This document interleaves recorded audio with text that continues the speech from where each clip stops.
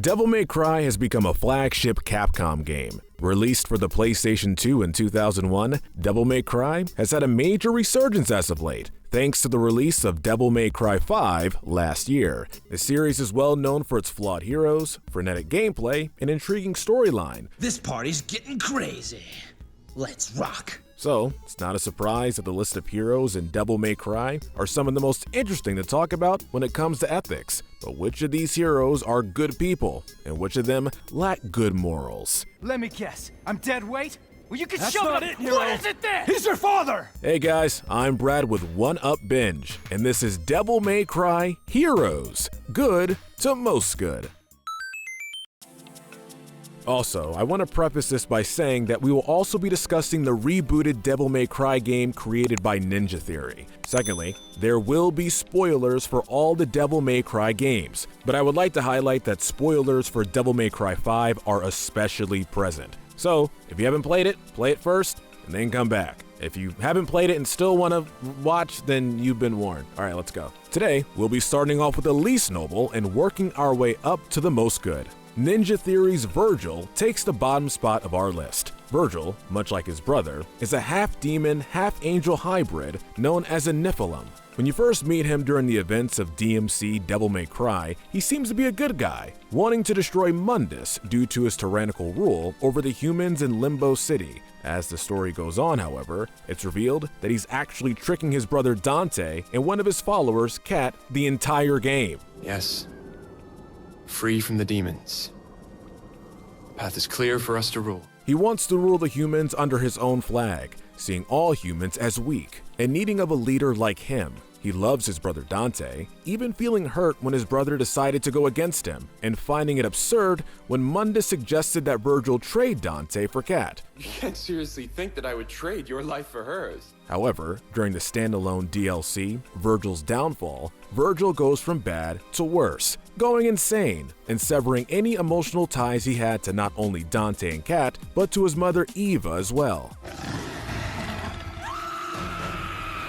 He then decides to lead an army of demons to go and slay Dante, losing any love for his brother. He's a traitor and a terrorist, and one who considers feelings a weakness. But classic Vergil is not far behind in his rebooted version.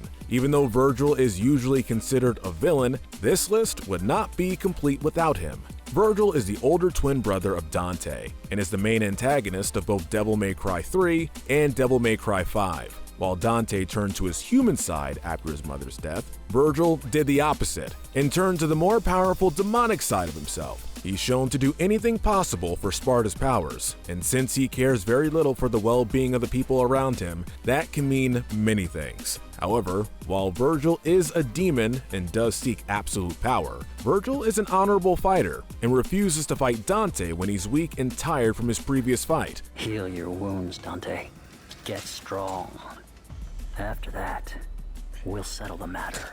Vergil despises fighting dirty, and those who fight dirty. And while he does underestimate some demons, knows to fight them while sticking to his own personal code of honor. Vergil will also team up with his brother when a bigger threat like Arkham is in the way, even going so far as to use one of Dante's guns. Jackpot. Even though he stated that he hates guns. I'll try it your way for once. It's later revealed that Vergil may seek power as a consequence of his mother's death, because Vergil felt powerless. He may be a demon, but at least he has standards and doesn't play dirty. Speaking of powerless, V from Devil May Cry 5 takes our next spot. V is a mysterious character who appeared early in the story of DMC 5. He approached Dante to slay the demon Urizen. This demon is your reason. Your reason for fighting. He's a poet and has a large book full of different poems that he keeps on him. He also has a ton of knowledge of the demon world, more so than any human should. I see. I know what you are. It's later revealed that V is the human half of Vergil when he split himself in half with the Yamato, the other half, of course, being Urizen, the demon that V hired Dante to kill. V constantly thinks about the actions his former self Virgil had done and regrets much of it. V is a side of Virgil he neglected and pushed deep down, and as such, V is much more in touch with his emotions. V also says that he respects humans, considering their tenacity to be their best feature. But V, much like his former self Virgil, has a lust for power and wishes to fuse with Urizen so that they can form Virgil once more. V was willing to lie and manipulate his allies to achieve his goal. However, when he was very weak and close to death, still wanted Dante to slay Urizen, mostly to save humanity. V is human down to the bone, more so than Virgil will ever be. Jumping from the grayer area of the list, Mary Lady Anne Arkham takes our next spot.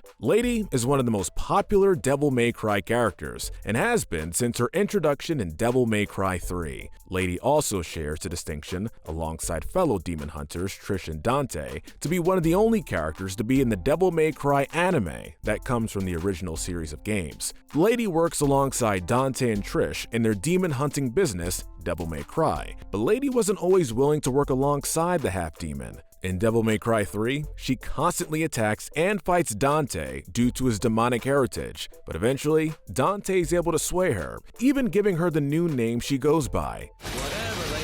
Lady eventually finds out that her father is the demon Arkham, and he had sacrificed her mother Kalina Ann in a ritual. Though she helps slay Arkham, she does shed tears at his death, even after all the evil things he had done up to that point. Mary died a long time ago. My name is Lady. Goodbye, Father. Lady helps Dante throughout the series, even though Dante does owe Lady a pretty hefty sum of money by Devil May Cry 5. Lady was once described as a psychotic devil-hunting female, but has calmed down a lot since those days. The next spot on our list goes to Ninja Theory's Dante. Dante is the main protagonist of the rebooted DMC Devil May Cry and lives in the demon-controlled Limbo City. This version of Dante is a younger and more brash version of our beloved demon hunter. Not in a million years.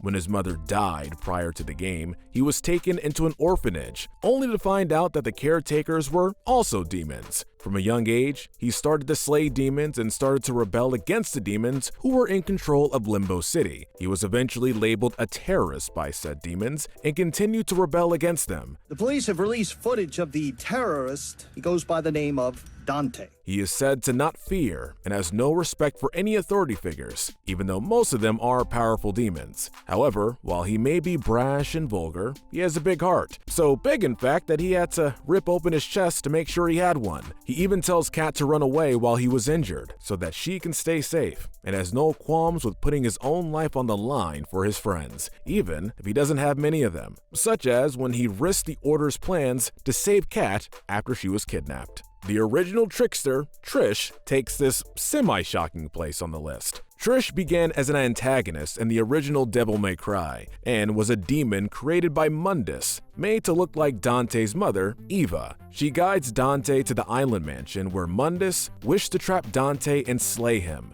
Originally, she was working for the evil Demon King. You fool! You're so easy.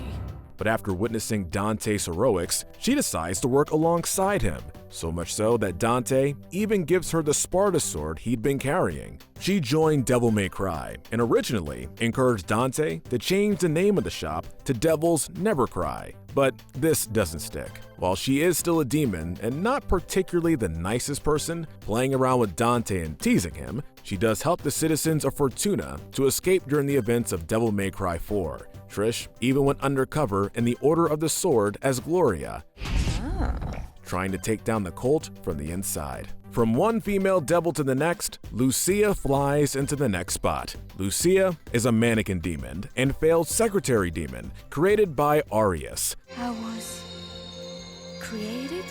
Lucia was adopted by Mathieu to become a devil hunter and protector of V. de Marley. She works alongside Dante in Devil May Cry 2 to slay Arius. She's a selfless individual, Kill me. even begging for Dante to kill her when she finds out about her demon heritage, I could become a monster and attack the humans at any time. feeling that she will go insane and betray the island of V. de Marley. She is also very worried when Dante drives off into the depths of the Netherworld and the gates of hell close behind him. One helpful demon makes way for another. Phineas comes into our next spot. Phineas, scholar, inventor, prophet.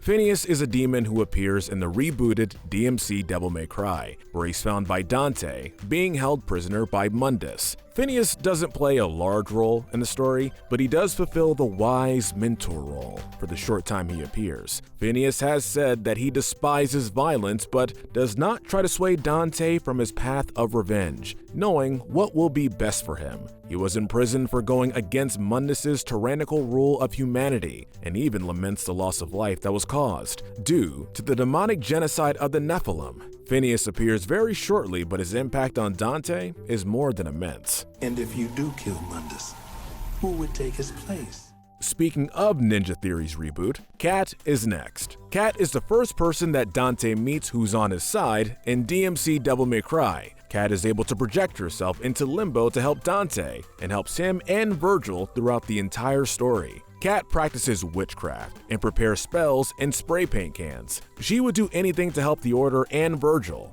mostly due to her strong feelings for Virgil, although it is later revealed that Virgil had tricked Kat with the Order and was willing to let her die, even wiping her memory of her romantic feelings for him. However, by the end of the game, Kat decides to help Dante against Mundus instead of Virgil, realizing that Virgil doesn't care about her. Once Virgil is defeated by his brother, Kat helps Dante through the strong emotions he was having at that moment. I know exactly who you are.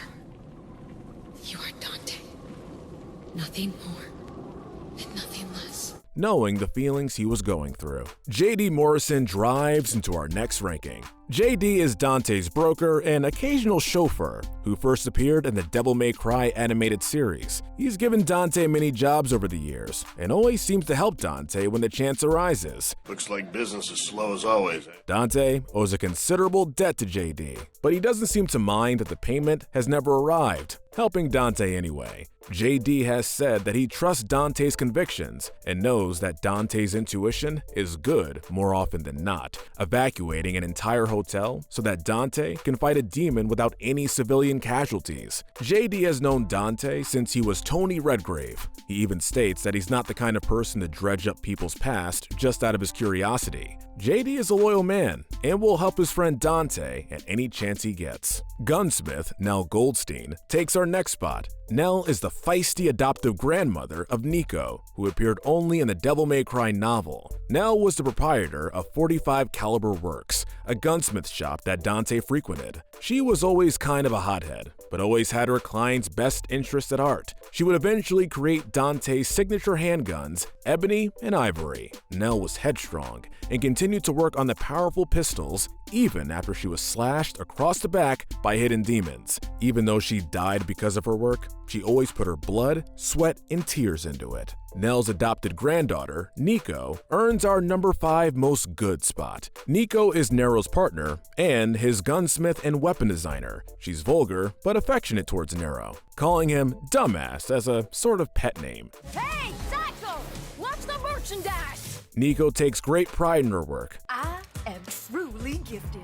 It's a work of art. Being saddened when the demon Artemis was slain due to the loss of a very powerful weapon in the process. She tries to make her adoptive grandmother proud, trying to hold up the legends of her gunsmithing. She's loyal to the people she cares about, and an even more loyal craftswoman, even in the worst of times. Son of the infamous Virgil, Nero gets the number 4 spot on our good heroes list. Nero was left behind on an orphanage doorstep, where he would be raised due to the absence of his father. He would become a holy knight for the Order of the Sword, which worshipped the demon Sparta. He was always defiant, especially after he was bullied because of a lack of parents. The other kids saying that his mother was a prostitute. I'm out of here.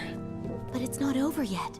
All this preaching's putting me to sleep. Nero became a social outcast and a lone wolf, taking dangerous missions that he would do by himself. However, Nero is protective and loyal to the people he decides to care about, whether it be his sweetheart Kairi or his partner Nico. By the time we get to Devil May Cry, Nero's said to be the main caretaker of the orphanage that he and Kairi currently own, showing his love for children who are in a similar situation. He was originally disgusted by his demonic side, but eventually came to accept it, thanks to Kairi and Dante. It was later revealed that he has an underlying insecurity about not being able to protect the ones he loves, and, with the help of Dante, overcomes that as well. Nero is nothing like his father, and he aspires to be more like his uncle Dante, a true devil bringer. And now, the Bronze Medal of Good goes to the demonic Sparda. Not much is really known about Sparda, besides the fact that he is the father of Dante and Virgil. He's been labeled a traitor to demonkind, and while that would usually take off points on the list, his reasoning was anything but evil. Sparda was said to have woken up and seen the injustices to humans that demons brought, and decided to stop his hierarchy by sealing up their leader Mundus in the underworld. He eventually married Eva, and she gave birth to the twin brothers Dante and Virgil. He left the two of them the infamous Rebellion and Yamato blades that he kept with him. He was fondly spoken of, and it was said that he was very courageous, righteous, and went on plenty of thankless missions to save the human race. His legacy of the two brothers would change the world, maybe not always for the best. The Silver Medal of Good goes to his son, Dante. Dante was a bit hard to place, being a powerfully flawed hero and a damn good portrayal of one. But Dante does have one major through line throughout the series, and that is his heroism. He may be vulgar and rude and a bit egotistical, but Dante is nothing if not a hero in his own right. Dante started hunting demons as revenge for his mother's death and brother's corruption, but has no problems with demons who choose to turn over a new leaf, allowing them to live if they prove themselves. He values family and friends, shown when he cries over Virgil's corruption and supposed death, or when he shows parental affection for Nero. Even though he is a demon hunter, he will only take jobs that he thinks are good, and will even do jobs for free, not forcing poor clients to pay. The person who hired me didn't pay me with money.